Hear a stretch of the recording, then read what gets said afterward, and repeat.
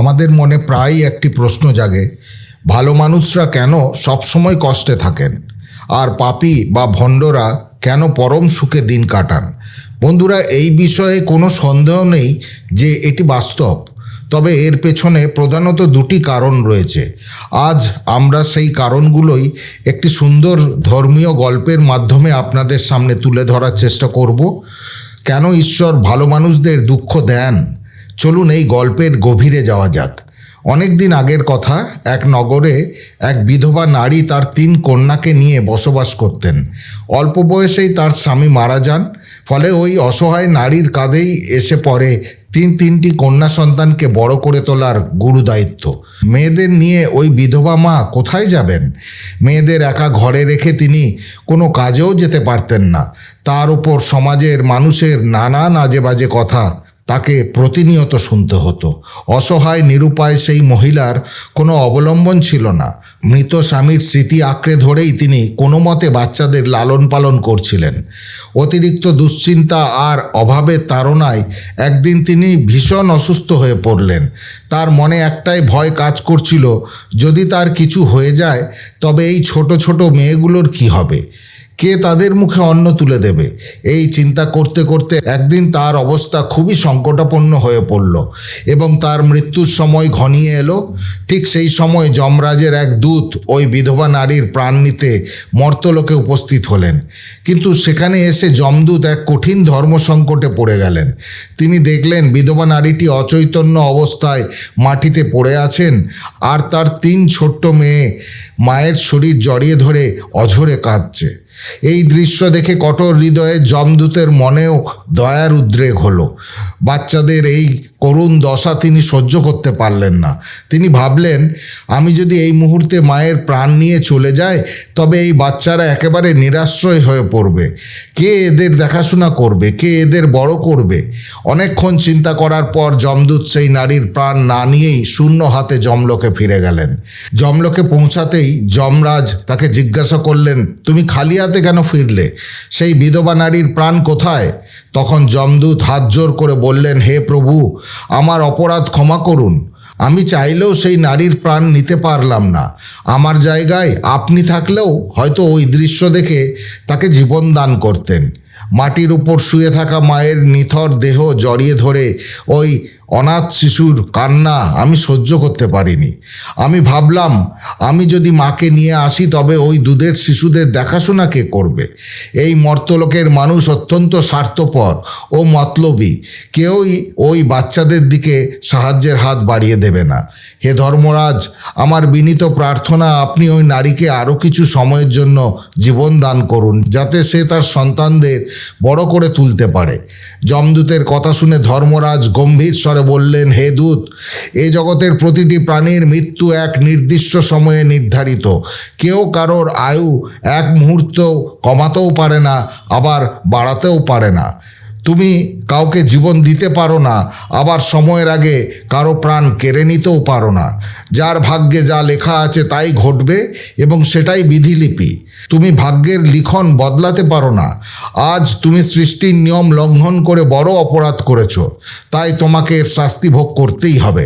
যাও, তুমি এখন মর্তলোকে মানুষ রূপে জন্ম নাও এবং নিজের এই অপরাধের প্রায়শ্চিত্ত করো। যমদূত তখন কাতর হয়ে বললেন, হে প্রভু, মানুষের জন্মে আমার মুক্তি কবে এবং কিভাবে হবে? ধর্মরাজ বললেন, পৃথিবীতে গিয়ে তুমি যখন 3 বার নিজের বোকামির কথা ভেবে অট্টহাসি হাসবে, তখনই তোমার উদ্ধার হবে। এই বলে ধর্মরাজ যমদূতকে স্বর্গ থেকে মর্তলোকে নিক্ষেপ করলেন। যমদূত এখন সাধারণ মানুষের শরীর নিয়ে পৃথিবীতে এলেন। যেহেতু মানুষ জন্মলগ্নে উলঙ্গ থাকে, তাই তিনিও এক বস্ত্রহীন অবস্থায় কনকনে ঠান্ডার মধ্যে রাস্তার ধারে পড়লেন। সেই রাস্তা দিয়েই এক মুচি যাচ্ছিলেন। তিনি নিজের বাচ্চাদের জন্য শীতের কাপড় কিনতে যাচ্ছিলেন, কিন্তু রাস্তার ধারে এক ব্যক্তিকে শীতে কাঁপতে দেখে তার মনে দয়া হলো। তিনি নিজের বাচ্চাদের কাপড় না কিনে সেই টাকা দিয়ে যমদূতকে কাপড় আর কম্বল কিনে দিলেন। যমদূত বললেন, হে ভাই, আপনি আমাকে এই ঠান্ডার হাত থেকে বাঁচিয়ে বড় উপকার করলেন, কিন্তু আমার কোনো পরিবার নেই, ঘর নেই, এমনকি খাবার কোনো উপায়ও নেই। দয়ালু মুচি বললেন, ভাই, তুমি আমার সাথেই চলো, আমি তোমাকে কাজ দেব এবং অন্ন দেব। মুচি যমদূতকে নিজের বাড়িতে নিয়ে এলেন। মুচি স্ত্রী যখন দেখলেন যে তার স্বামী বাচ্চাদের কাপড় না এনে উল্টে এক অচেনা মানুষকে বাড়িতে নিয়ে এসেছেন, তখন তিনি রাগে ফেটে পড়লেন।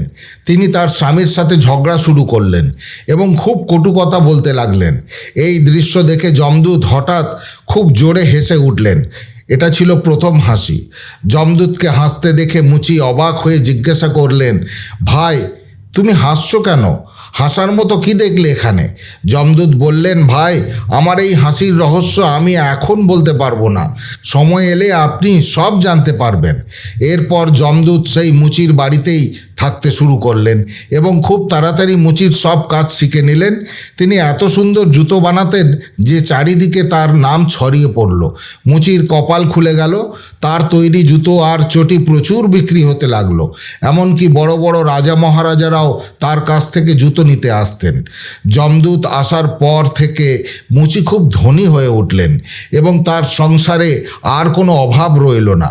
একদিন রাজার এক সৈনিক এক টুকরো অতি মূল্যবান চামড়া নিয়ে মুচির কাছে এসে বললেন, দেখো মুচি, এই চামড়া খুব দামি। মহারাজ এটা দিয়ে একজোড়া জুতো বানাতে চেয়েছেন। খেয়াল রেখো চামড়া যেন নষ্ট না হয়।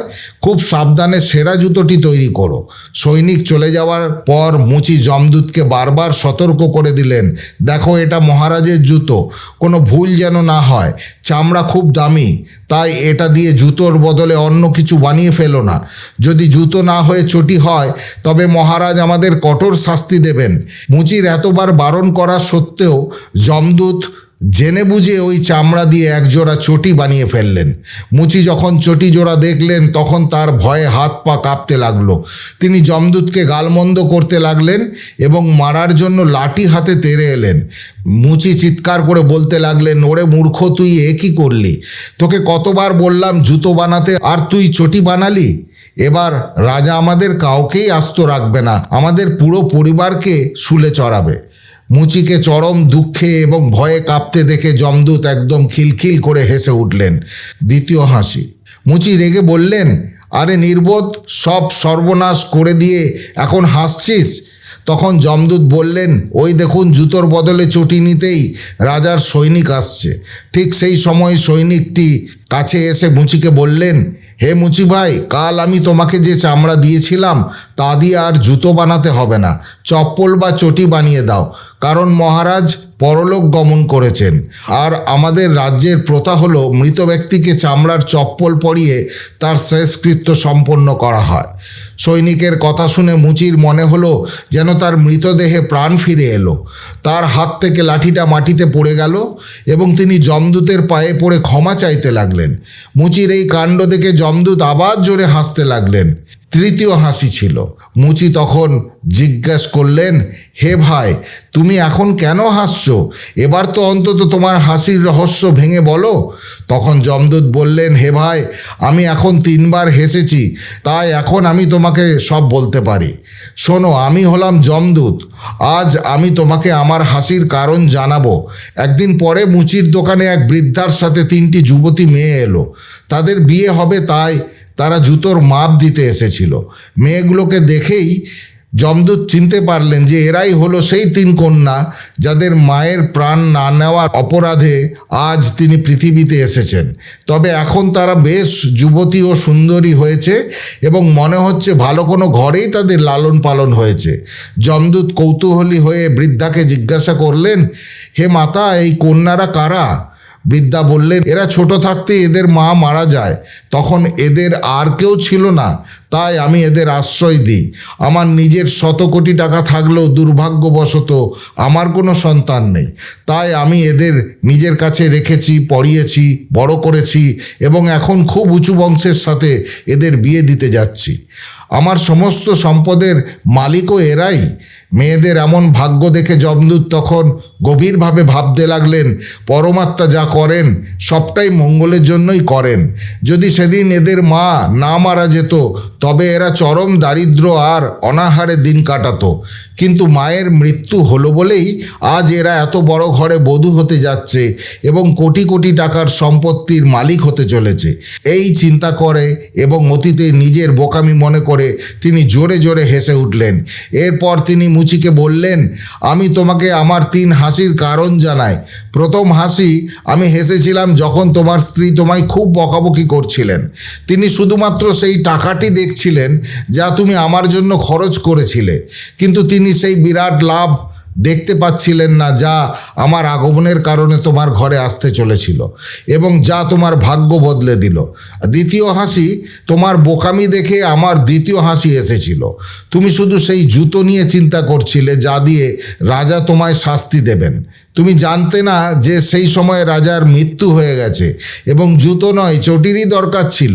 তুমি কেবল খারাপ দিকটাই দেখেই ভয় পেয়েছিলে, কিন্তু জানতে পারোনি যে সেই খারাপের পেছনে কত বড় কল্যাণ লুকিয়েছিল।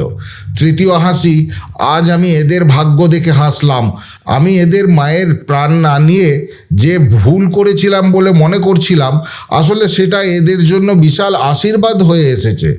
আমরা শুধু সেইটুকুই দেখি বা জেনে আনন্দিত বা দুঃখিত হই যা আমাদের চোখের সামনে ঘটে, কিন্তু অদৃশ্যভাবে যে ঘটনাগুলো ঘটে চলেছে এবং ভবিষ্যতে আমাদের জন্য কি অপেক্ষা করছে তা আমরা দেখতে পাই না। অনেক সময় পরমাত্মা আমাদের ভালোর জন্য এবং আমাদের কল্যাণের জন্যই আমাদের সাথে কিছু খারাপ কাজ করেন, কিন্তু আমরা সেই খারাপটুকু দেখে ঈশ্বরকে দোষারোপ করতে শুরু করি। আমরা সেই ভালোটা দেখতে পাই না যা ভবিষ্যতে আমাদের জন্য অপেক্ষা করছে। জীবনের প্রতিটি ঘটনার সাথে ভালো বা খারাপ 2 ধরনের ফলাফলই যুক্ত থাকতে পারে। আমাদের উচিত জীবনের প্রতিটি ঘটনাকে সময়ের লীলা বা বিধির বিধান মনে করে মেনে নেওয়া। বন্ধুরা, এবার আপনাদের বলি ভালো মানুষ কেন দুঃখী হয়। এর 2টি প্রধান কারণ এই গল্পেই রয়েছে। প্রথম কারণ, ভালো মানুষদের সাথে খারাপ এই জন্যই হয় যাতে ভবিষ্যতে তাদের সাথে আরও অনেক ভালো কিছু ঘটতে পারে। দ্বিতীয় কারণ, যখন মানুষের জীবনে খারাপ সময় আসে তখন সে ঈশ্বরের শরণাপন্ন হয়। সে ঈশ্বরের নাম জপ করে যা তার সমস্ত পাপ ও দোষ মুছে দেয়। ঈশ্বরের ভক্তিই হলো মুক্তির একমাত্র পথ, আর সেই ভক্তি করার সুযোগ ঈশ্বর কেবল ভালো মানুষদেরকেই বারবার দেন। এইভাবে সেই যমদূত মুচিকে এই মহান শিক্ষা দিয়ে যমলোকে ফিরে গেলেন। আশা করি এই গল্পটি আপনাদের ভালো লেগেছে। বন্ধুরা, পুরাণ নাও ইউটিউব চ্যানেলের এই ভিডিওটি আপনাকে সমৃদ্ধ করলে সম্পূর্ণ শ্রদ্ধার সাথে কমেন্টে জয় শ্রী রাধাকৃষ্ণ লিখতে ভুলবেন না। আজ ভিডিও এখানেই শেষ করলাম। সকলে ভালো থাকবেন, সুস্থ থাকবেন। দেখা হবে পরের ভিডিওতে। জয় শ্রীকৃষ্ণ। রাধে রাধে।